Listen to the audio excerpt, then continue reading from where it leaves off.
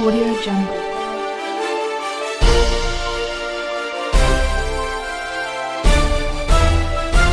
Audio Jungle. Appu ಆಸರೆ ನಿರಾಶ್ರಿತರಿಗಾಗಿ ಅನ್ನದಾಸೋಹ ಸೇವೆ ನಮ್ಮದು ಸಹಾಯ ನಿಮ್ಮದು.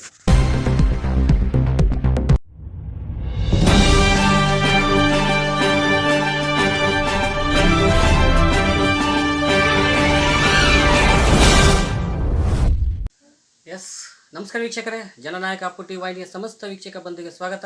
ನಾನು ಹೊಂದಸ್ವಾಮಿ. ಈ ವ್ಯಕ್ತಿ ಮಾಡಿರ್ತಕ್ಕಂಥ ಸಾಧನೆ, ಈ ವ್ಯಕ್ತಿ ಮಾಡಿರ್ತಕ್ಕಂಥ ಕೆಲಸಕ್ಕೆ ಬೇರೆ ಯಾರಾದ್ರೂ ಆಗಿದ್ರೆ ಅಲ್ಲಲ್ಲೇ 4 ಜನ ಎಲ್ಲ ಸರ್ಕಲಲ್ಲಿ ಬ್ಯಾನರ್ ಹಾಕೊಂಡ್ಬಿಟ್ಟು ಒಳ್ಳೆ ಫೋಸ್ ಕೊಡೋರು. ಯಾಕೆಂದರೆ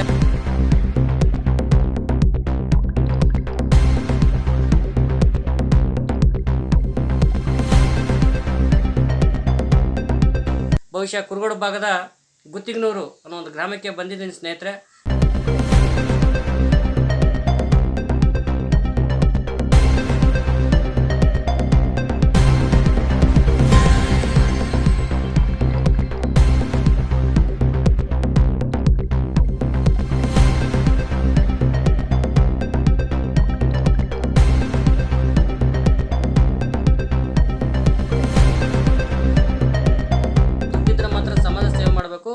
ದುಡ್ಡಿದ್ರೆ ಮಾತ್ರ ಏನೊಂದಿಷ್ಟು ಎಲ್ಲರಿಗೆ ಸಹಾಯ ಮಾಡ್ತಕ್ಕಂಥ ಕೆಲಸ ಮಾಡಬೇಕಂತ.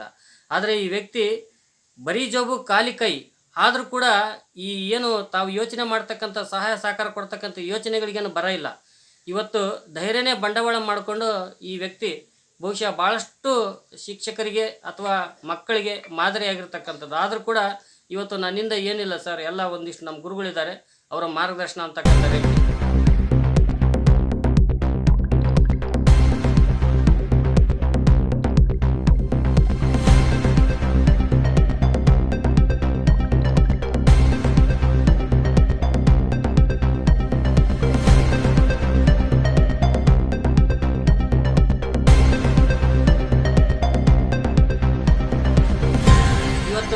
ಈ ಒಂದು ಪುಸ್ತಕ ನನಗೆ ಇಲ್ಲಿವರೆಗೂ ಇವ್ರ ಮನೆಯವರೆಗೂ ಕರ್ಕೊಂಡ್ಬಂದಿರ್ತಕ್ಕಂಥ ಕಾರಣ ಆಯಿತು. ಯಾಕೆಂದರೆ ಈ ಪುಸ್ತಕ ನೋಡಿದ ತಕ್ಷಣ ಯಶಾನಕ್ಷಿ ಅಂತೇಳಿ ವಿಜ್ಞಾನ ಕೈಪಿಡಿ ಅಂತೇಳಿ ಬರೆದಿದ್ದಾರೆ. ಬಹುಶಃ ಇವತ್ತು ಈ ಪುಸ್ತಕವನ್ನು ಪ್ರಿಂಟ್ ಮಾಡಿಸಿ ತಾವೇ ವೈಯಕ್ತಿಕವಾಗಿ ಕೇರ್ ತೊಗೊಂಡು ಪ್ರಿಂಟ್ ಮಾಡಿಸಿ SSLC ಮಕ್ಕಳಿಗೆ ಅನುಕೂಲ ಆಗಲಿ. ಇವತ್ತೇನು ಲಾಸ್ಟ್ ಇಯರ್ ಏನು SSLCಯಲ್ಲಿ ಕಡಿಮೆ ಅಂಕ ತೊಗೊಂಡ್ರೆ ಕೆಲವೊಂದು ಪರೀಕ್ಷೆಯಲ್ಲಿ ಈ ಥರ ಆಗಬಾರ್ದು ಅನ್ನೋ ದೃಷ್ಟಿಯಿಂದ ಅವರೇ ಯೋಚನೆ ಮಾಡಿ ಇವತ್ತು ಈ ಪುಸ್ತಕವನ್ನು ಪ್ರಿಂಟ್ ಮಾಡಿಬಿಟ್ಟು ಭಾಳಷ್ಟು ವಿಜ್ಞಾನ ಏನು ಮಕ್ಕಳಿದ್ದಾರೆ ಅವರಿಗೆ ಕೊಡ್ತಕ್ಕಂಥ ಕೆಲಸ ಮಾಡ್ತಾ ಇದ್ದಾರೆ.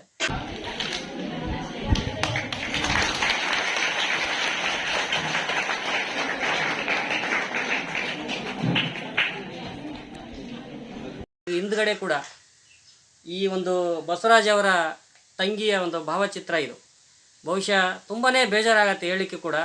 ಯಾಕೆಂದರೆ ಇವತ್ತು ಅವರ ತಂಗಿ ಈ ಪುಸ್ತಕದಲ್ಲಿದ್ದಾಳೆ, ಆದರೆ ನಿಜ ಜೀವನದಲ್ಲಿ ಇಲ್ಲ. ಈ ಪುಸ್ತಕದ ಪುಟದಲ್ಲಿದ್ದಾಳೆ, ಆದರೂ ಕೂಡ ಇವತ್ತು ಈ ಜೊತೆಗೇ ಇದ್ದಾಳೆ ಅಂತಕ್ಕಂಥ ಭಾವನೆಯಲ್ಲಿ ಬಸವರಾಜ್ ಅವರು ಹೆಜ್ಜೆ ಆಗ್ತಾ ಇರತಕ್ಕಂಥದ್ದು. ಬಹುಶಃ ಏನವ್ರ ಹೆಸರು?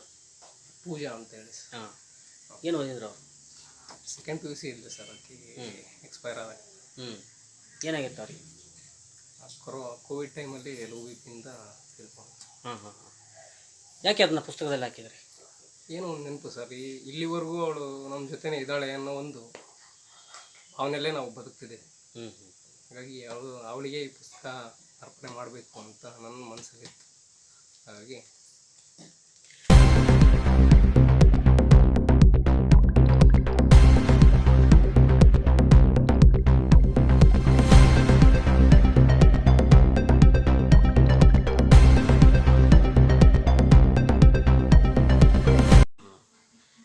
ಏನು ಮಗನ್ನ ಓದಿಸಿದ್ರಿ? ಎಲ್ಲೆಲ್ಲಿ ಓದಿಸಿದ್ರಿ? ಏನು ಇಂಗ್ಲೀಷ್ ಮೀಡಿಯಮ್ಗೆ ಹಾಕಿದ್ರಾ? ಎಲ್ಲ ಕನ್ನಡ ಮೀಡಿಯಮ್. ಕನ್ನಡ ಮೀಡಿಯಮ್. ಹಾಂ, ಯಾವ್ಯಾವ ಊರಾಗ ಓದಿದ್ರ? ಫಸ್ಟಿಗೆ ಸಿರಿಗೆರೆ ಓದನ್ರಿ, ಮತ್ತು ಕುರುಗೋಡು, ಬಳ್ಳಾರಿ, ಮತ್ತು ನಮ್ಮರ್ಲ. ಯಾಕೆ ಓದಿಸಿದ್ರಿ ಮಗನ್ನ? ಓದ್ಬೇಕಂತ ಓದಿಸಿ ಸರ್. ಏನು ಕೆಲಸ ಸಿಗ್ತಾ ಮಗನಿಗೆ? ಇಲ್ಲ, ಸಿಕ್ಕಿಲ್ಲ ಸರ್. ಮತ್ತು ಹೆಂಗೆ ಜೀವನ ಮಾಡೋದು? ಹೆಂಗೆ ಮತ್ತು ಮಾಡ್ಬೇಕು ಸರ್. ಈಗ ಏನು ಮಾಡ್ತಿದ್ರಿ ಮತ್ತೆ ಇಷ್ಟು ದಿನ? ಇಷ್ಟು ದಿನ ಒಂದು 2 ವರ್ಷ ಬೆಸ್ಟ್ ಆಗಿ ಬಂದು ಈಗ ಮತ್ತು ಬುಕ್ಕದ್ದು ಇದು ಬರ್ದಾರ ಅದೇ ಇವೆಲ್ಲ ಸೇಲಿಂಗ್ ಹ್ಞೂ ಮಾಡಿ ಮತ್ತೆ ನೆಕ್ಸ್ಟ್ ಓದ್ತಾರೆ. ನೆಕ್ಸ್ಟ್ ಓದ್ತದಾರ. ಹಾಂ ಹಾಂ ಹಾಂ ಏನೈತ್ರಿ ಗೌರ್ಮೆಂಟ್ ಇದು ಬಂದ್ಬಿಟ್ರೆ ಆಯ್ತ್ರಿ, ಅವ್ರ ಕಾಲ ಮ್ಯಾಗ ಅವ್ರು ನಿಂತ್ಕೊಂಡ್ಬಿಟ್ರೆ ನಮಗೆ ಅಷ್ಟೇ ಒಂದು ಖುಷಿ, ಹ್ಞೂ ಬೇರೆದು ಏನು ಬೇಡ. ಇದ್ದಂಥವ್ರ ಹೆಂಗೆ ಇವ್ರದ್ದು? ಇಲ್ರಿ, ಅವರು ತಂದೆಯವರು ಅಂಗಡಿ ಮಾಡ್ತಾರೆ, ತಾಯಿಯವರು ಬಟ್ಟೆ ವ್ಯಾಪಾರ ಮಾಡ್ತಾರೆ. ಹಾಂ ಹಾಂ ಹಾಗೆ ಮತ್ತೆ ಅವರು ಗೆಸ್ಟ್ ಟೀಚರ್ ಆಗಿ ಅಲ್ಲಿ ವರ್ಕ್ ಮಾಡ್ತಾರೆ ಅಲ್ಲಿ ಇಲ್ಲಿ. ಹ್ಞೂ ತಾವು ಕಲ್ತ್ಕೊಂತ ತಮ್ಮ ಹಿಂದೆ ಇರೋರನ್ನು ಕಲಿಬೇಕಂತ ಒಂದು ಆಸೆ ಅವ್ರಿಗೆ ಇದೆ. ದೇವ್ರು ಒಳ್ಳೇದು ಮಾಡಲಿ. ಇವತ್ತು ಈ ವ್ಯಕ್ತಿ ತಾವು ಓದಿರ್ತಕ್ಕಂಥ ಪುಸ್ತಕಗಳು ಕೂಡ ಹಾಗೆ ಇಟ್ಕೊಂಡಿದ್ದಾರೆ ನೋಡಿ. ಇದೇ ಆಸ್ತಿ ಅವ್ರು ಗಳಿಸಿರ್ತಕ್ಕಂಥದ್ದು. ಈಗಲೂ ಕೂಡ ಇದೊಂದೆಲ್ಲ ಭಾಳಷ್ಟು ಇಲ್ಲಿ ಚೀಲ ಕೂಡ ನಿಮಗೆ ತೋರಿಸ್ತೀನಿ. ಈ ಚೀಲ ಇಲ್ಲೇ ಇಟ್ಟಿದ್ದಾರೆ ಎದುರುಗಡೆ, ಇದೇನು ಎಲ್ಲಿ ಬಿಸಾಕಿದ್ದಲ್ಲ. ಇಷ್ಟರ ಮಟ್ಟಿಗೆ ಈ ಒಂದು ಶಾಲೆ, ಸರ್ಕಾರಿ ಶಾಲೆ ಬಗ್ಗೆ ಭಾಳಷ್ಟು ಅಭಿಮಾನ ಇರ್ತಕ್ಕಂಥ ವ್ಯಕ್ತಿ.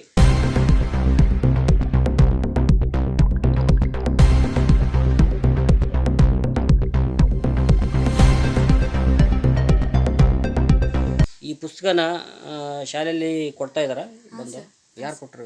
ಸಾರೇ ಬಂದು ಕೊಟ್ಟೋದ್ರು ಸರ್. ಹಾಂ ಹಾಂ ಎದಕ್ಕೋಸ್ಕರ ಕೊಟ್ಟರು ಸರ್?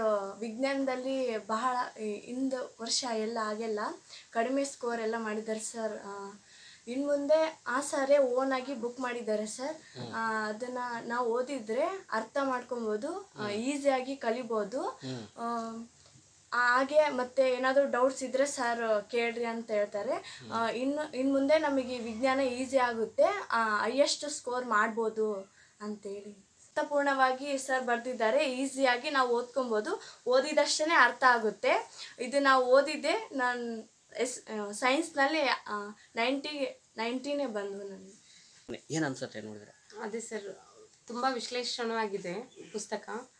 ಈಗ ಮಾಡೆಲ್ ಪೇಪರ್ಸ್ ಆ ಥರ ಈಗ ಏನಿದೆ ಅಲ್ವ ಸರ್, ಓಲ್ಡ್ ಎಲ್ಲ ನಡೆದಿರೋ ಅದರದ್ದೆಲ್ಲ ಆಧಾರವಾಗಿ ಇಟ್ಕೊಂಡು ಯಾವ ಥರ ಬರುತ್ತೆ ಮಕ್ಕಳಿಗೆ, ಯಾವುದು ಅನುಕೂಲ ಆಗುತ್ತೆ, ಬಿಟ್ಸಲ್ಲಾಗಿರ್ಬೋದು, ಇನ್ನೊಂದು ಕ್ವಶನ್ಸ್ ಆಗಿರಲಿ, ಇನ್ಸೈಡಲ್ಲಿ ಬುಕ್ಕಲ್ಲಿರೋದನ್ನೆಲ್ಲ ಟಾಪಿಕ್ ತೊಗೊಂಡು ಅವ್ರಿಗೆ ಮಕ್ಕಳಿಗೆ ಅನುಕೂಲವಾಗಿರೋ ರೀತಿಯಲ್ಲಿ ಬರೆದಿದ್ದಾರೆ ಸರ್. ಆದರೆ ಅವನಲ್ಲಿ ಒಂದು ಟ್ಯಾಲೆಂಟ್ ಐತೆ ಸರ್, ನಿಜವಾಗಿ ಒಂದು ಪ್ರತಿಭೆ ಐತೆ. ಹಂಗಾಗಿ ಅವನು ತನ್ನ ಸ್ವಂತ ಪ್ರತಿಭೆಯಿಂದನೇ ಮುಂದೆ ಬರ್ತಿದ್ದಾನೆ.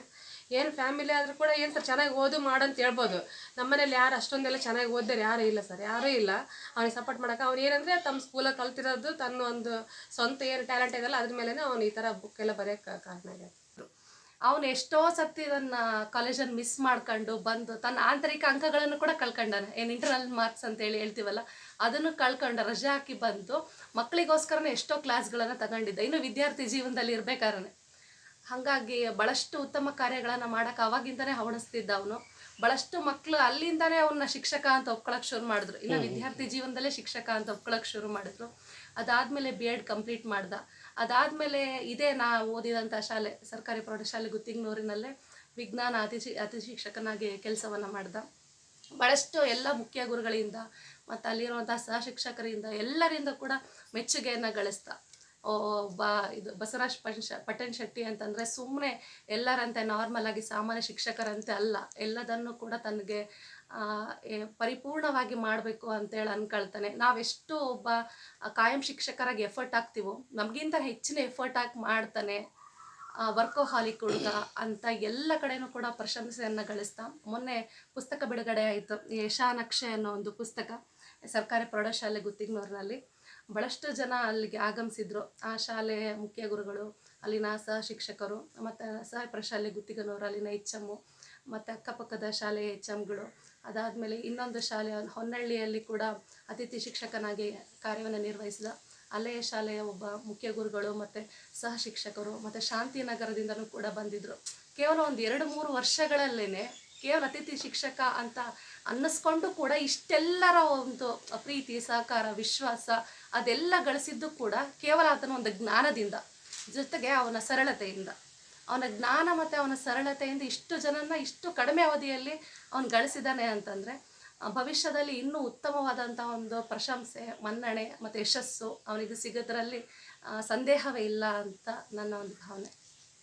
ಸರಳವಾಗಿ ವಿಜ್ಞಾನವನ್ನು ಯಾವ ರೀತಿ ಸರಳವಾಗಿ ಮಕ್ಕಳಿಗೆ ಹೇಳ್ಬೇಕಲ್ಲ ಆ ರೀತಿಯಾಗಿ ಬುಕ್ಕನ್ನು ಬರೆದಿರೋದು. ಇದು ಕೇವಲ 1-2 ವರ್ಷಗಳಲ್ಲಿ ಮಾಡಿದಂಥ ಒಂದು ಬುಕ್ಕಲ್ಲ, ಸತತ 4 ವರ್ಷಗಳ ಪ್ರಯತ್ನ ಈ ಒಂದು ಬುಕ್ ಮೂಲಕ ಹೊರ ಬಂದಿರೋದು. ಹೋದ ವರ್ಷನೇ ಈ ಒಂದು ಬುಕ್ ಬಿಡುಗಡೆ ಆಗಬೇಕಾಗಿತ್ತು, ಅವ್ರ ಸಿಲೆಬಸ್ ಚೇಂಜ್ ಆಯಿತು. ಆದ ಕಾರಣದಿಂದ ಮತ್ತೆ ಈಗ ಇನ್ನೇನೇನು ಇದಕ್ಕೆ ಅಧ್ಯಯನವನ್ನು ನಡೆಸಬೇಕೋ ಈ ವರ್ಷ ಮತ್ತೆ ಆ ಒಂದು ಅಧ್ಯಯನವನ್ನು ಕೈಗೊಂಡು ಈ ಬೇಸಿಗೆ ರಜೆಯಲ್ಲಿ ಏನಿತ್ತಲ್ಲ ಇವನು ಒಂದು ಸ್ವತಃ ಪ್ರತಿಯೊಂದು ಅಕ್ಷರವನ್ನು ತಾನೇ ಟೈಪ್ ಮಾಡಿರೋದು. ಇಲ್ಲಿ ಟೈಪಿಂಗ್ ಕೂಡ ಅಂತ ಎಲ್ಲಿ ಕೊಟ್ಟಿಲ್ಲ, ಪ್ರತಿಯೊಂದು ಅಕ್ಷರವನ್ನು ಕೂಡ ನನ್ನ ಸಹೋದರನೇ ಟೈಪ್ ಮಾಡಿದ್ದಾನೆ. ಅದು ಹಗಲು ಇರುಳು ಅಂತಾನೆ ಟೈಪ್ ಮಾಡಿದ್ದಾನೆ. ಜೊತೆಗೆ ಇದು ಪ್ರಿಂಟಿಗೆ ಹೋದಾಗ ತುಂಬ ಇದಾಯಿತು, ಕೆಲವೊಂದು ಅಕ್ಷರ ವ್ಯತ್ಯಾಸಗಳು ಹಂಗೆಲ್ಲ ಆದಮೇಲೆ 4 ಬಾರಿ ಈ ಬುಕ್ಕನ್ನು ಓದಾನೆ.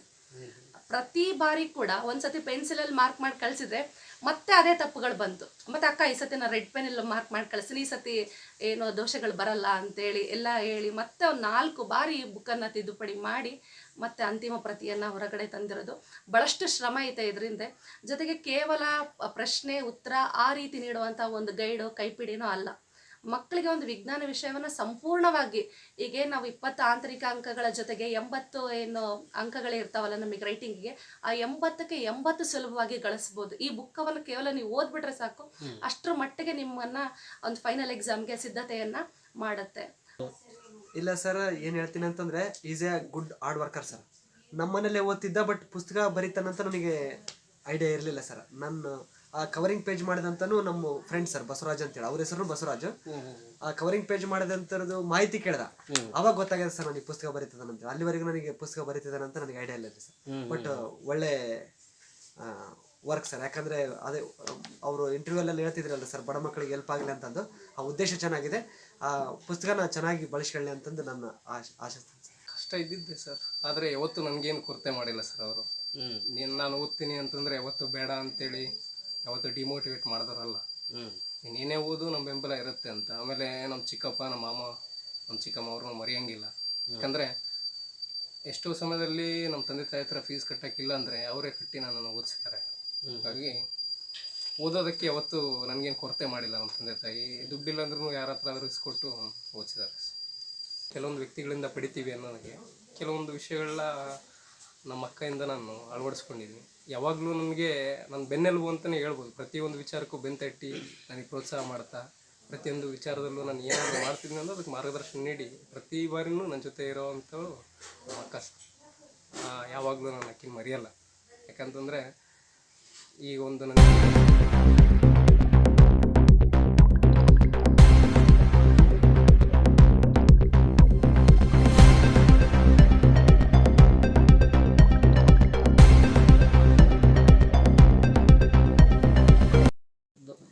ನಿಜವಾಗ್ಲೂ ಬಸವರಾಜ್ ಅವ್ರಿಗೆ ಒಂದು ಕನಸು ಅಂತಕ್ಕಂಥದ್ದು ಏನಿದೆ ಅಂತ ಸರ್? ಏನಿಲ್ಲ, ನಾನೊಂದು ಸ್ಟೇಬಲ್ ಲೈಫಿಗೆ ಬಂದರೆ ಆದಷ್ಟು ಒಂದು ಏನು ಕೆಳಮಟ್ಟದಲ್ಲಿ ಆರ್ಥಿಕವಾಗಿ ಕೆಳಮಟ್ಟದಲ್ಲಿರುವಂಥ ಮಕ್ಕಳಿಗೆ ನಾನು ಆಸರೆ ಆಗ್ಬೋದು ಅನ್ನೋದು ನನ್ನೊಂದು ಉದ್ದೇಶ ಐತೆ. ಅದು ಇನ್ನೂ ಸಾಧ್ಯ ಆಗಿಲ್ಲ, ಆಗಲ್ಲ ಅಂತಲ್ಲ, ಹಾಗೇ ಆಗುತ್ತೆ. ಯಾಕಂತಂದ್ರೆ ಅದರಲ್ಲಿ ನಾನು ಏನು ಮಾಡ್ಬೇಕಂತ ನಾನು ಪ್ರಯತ್ನ ಮಾಡ್ತಿದ್ದೀನಿ. ಸ್ವಲ್ಪ ಲೇಟ್ ಆಗ್ಬೋದು, ಆಗುತ್ತೆ. ಆದಮೇಲೆ ನಂದೇನು ಉದ್ದೇಶ ಐತೆ ಅದನ್ನು ಮಾತ್ರ ನಾನು ನೆರವೇರಿಸ್ತೀನಿ. ಈಗೇನು ಸದ್ಯ ಮಾಡ್ತಾ ಇರುತ್ತೆ ನೀವು? ಸರ್ 2.5 ವರ್ಷ ನಾನು ಗೆಸ್ಟ್ ಟೀಚರಾಗಿ ವರ್ಕ್ ಮಾಡಿದೆ. ಈ ವರ್ಷ ಸ್ವಲ್ಪ ಅಂದರೆ ಮುಂದಿನ ವರ್ಷ ಸ್ವಲ್ಪ ನೋಟಿಫಿಕೇಶನ್ ಇರೋದ್ರಿಂದ ಸ್ವಲ್ಪ ಓದೋಣ ಅಂತ. ಆಮೇಲೆ ಈ ಪುಸ್ತಕ ಒಂದು ಏನು ಬಂದಿದೆಯಲ್ಲ, ಈ ಪುಸ್ತಕನ ಎಲ್ಲ ಮಕ್ಕಳಿಗೂ ತಲುಪಿಸೋ ಒಂದು ಕೆಲಸ ಮಾಡ್ತಿದ್ದೆ ಸರ್. ಇದು ಬರೆದಿರೋ ಉದ್ದೇಶ ಒಂದೇ, ಎಲ್ಲ ಮಕ್ಕಳು ಈ ಪುಸ್ತಕವನ್ನು ಬಳಸ್ಕೊಂಡು ಒಳ್ಳೆಯ ಒಂದು ಅಂಕವನ್ನು ತಗೊಳ್ಳಿ ಅಂತ. ಈ ಪುಸ್ತಕವನ್ನು ಬಳಸ್ಕೊಂಡು ನೀವು ಓದಿ ಒಳ್ಳೆ ಅಂಕವನ್ನು ತಗೊಂಡ್ರೆ ಅದೇ ನನಗೆ ಒಂದು ದೊಡ್ಡ ಯಶಸ್ಸು. ಎಲ್ಲರೂ ಈ ಪುಸ್ತಕವನ್ನು ಬಳಸ್ಕೊಳ್ರಿ ಅಂತ ನನ್ನ ಒಂದು ಆಶಯ. ಎಲ್ಲರೂ ಬಳಸ್ಕೊತೀರಿ ಅಂತ ನಾನು ಅಂದ್ಕೊಂಡೆ. ನನ್ನ ನಂಬರು 7899717718. ಈ ಪುಸ್ತಕ ಈ ಒಂದು ನಂಬರ್ಗೆ ನೀವು ಕಾಲ್ ಮಾಡಿ ಯಾವಾಗೇ ಹೇಳಿದ್ರು ನಾನು ಈ ಪುಸ್ತಕ ನಿಮ್ಮ ಶಾಲೆಗೆ ತಲುಪಿಸುವಂಥ ವ್ಯವಸ್ಥೆಯನ್ನು ನಾನು ಮಾಡ್ತೀನಿ. ನಾನು ಯಾವ್ಯಾವ ಶಾಲೆಯಲ್ಲಿ ಕಾರ್ಯನಿರ್ವಹಿಸಿದ್ದೆ, ಎಲ್ಲ ಶಾಲೆಯ ಮುಖ್ಯ ಶಿಕ್ಷಕರು, ಆಮೇಲೆ ಸಹ ಶಿಕ್ಷಕರು, ವಿದ್ಯಾರ್ಥಿಗಳು ಭಾಳನೇ ಸಹಕಾರ ನೀಡಿದರು. ಆಮೇಲೆ ಮೊನ್ನೆ ಒಂದು ಪುಸ್ತಕ ಬಿಡುಗಡೆ ಸಮಾರಂಭ ನೀಡಿದಾಗ ಎಲ್ಲರೂ ಬಂದು ಒಂದು ವಿಶೇಷವನ್ನು ತಿಳಿಸಿದರೆ ಎಲ್ಲರಿಗೂ ನನ್ನ ಕಡೆಯಿಂದ ಧನ್ಯವಾದ. ಎಷ್ಟೇ ತಾಕತ್ತಿದ್ರು ಎಲೆಕ್ಟ್ರಿಕ್ ಕಂಬ ಹಿಡಿಬಹುದು, ಆದ್ರೆ ಈ ಪವರ್ನ ಹಿಡಿಯಕ್ಕಾಗಲ್ಲ. Everybody step on the beat, power, stick to the rhythm of the beat, power, bad man no feel defeat. Hey.